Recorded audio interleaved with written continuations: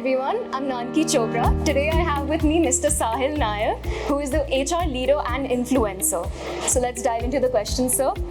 How are you liking the campus after interacting with so many students? What are the emotions you're feeling right now? Been there for over a decade now, but I must say, this is my 50th time in Bangalore, my first time at APNI. And from then to being on campus, I think the vibe is fantastic. I see students being so enthusiastic all over the place, great hospitality, and more than anything else, the questions that they really ask were so intriguing. I think a lot of students would agree that, they find your confidence really inspiring. I wanted to ask you, did you have any problems with, talking on stage, speaking in public, like when you give TED Talks or when you, come for guest talks and all? So as a child, I used to stammer, and stammering came from the backdrop that I was bullied very, very badly in school. So from there to now, where I speak to over 10,000 students at one time, multiple sessions, and my only message to share this with everybody is, if I have come a long way, so can you, right? You may have a problem, you may have a situation,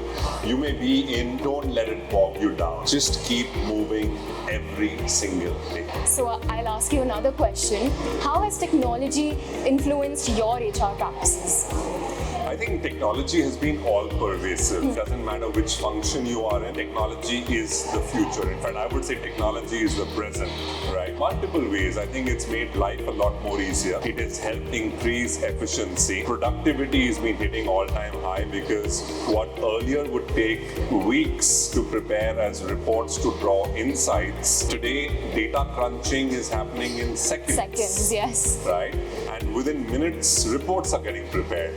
And within an hour, you're very crystal clear on what decision you want to take basis the insights that are in front of you. So I think the future is going to be not about worrying about what technology can do. The future is going to be about what technology can't do. So is there any tools that you would want to share? You would want someone, say, an HR major to, know if they want to step into the field? Can you look at data visualization? Right? And there's Power BI and there's so many other ones, but can you look at data visualization? You may have data everywhere, but how is it that you can make sense of that data? And everybody has diminishing attention spans.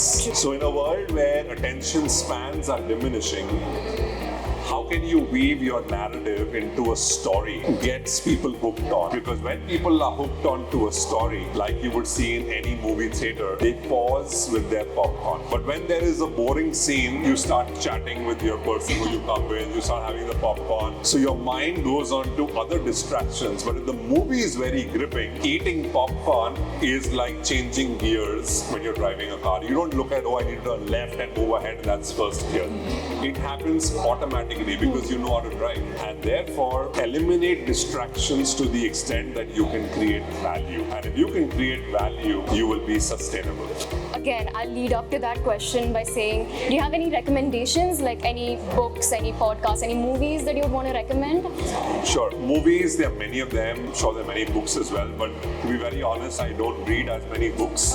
But I'm a complete podcaster, so I run my own podcast as well. And I think, I think if you can spend time latching on to what people are doing, right? And there are so many HR leaders who do podcasts. Just go on to LinkedIn and type in a topic of your choice. You'll get to know when the next podcast is happening. And I'm an audio guy, and therefore I love it. I can listen to recorded podcasts on Spotify, on LinkedIn, wherever. But if you're a book person, there are so many bestsellers out there. Latch on to any one of them. Pick up something that is not Gyan, because there's so much of Gyan everywhere. The way Ankur Warikoo started, right? Yes. I just love the way he has simplified simple things that we thought were very complex once upon a time. What is your relationship with money? So you can read the book, The Psychology of Money, or you can listen to Ankur. And Ankur in his podcast on YouTube talks so beautifully on his relationship with money, right? And I think that's the best way to learn. That's really insightful, sir. I want to thank you so much for, giving me this opportunity to speak with you and, just influencing so many students at TAPNI. Sure. I think that's all the time we have for today.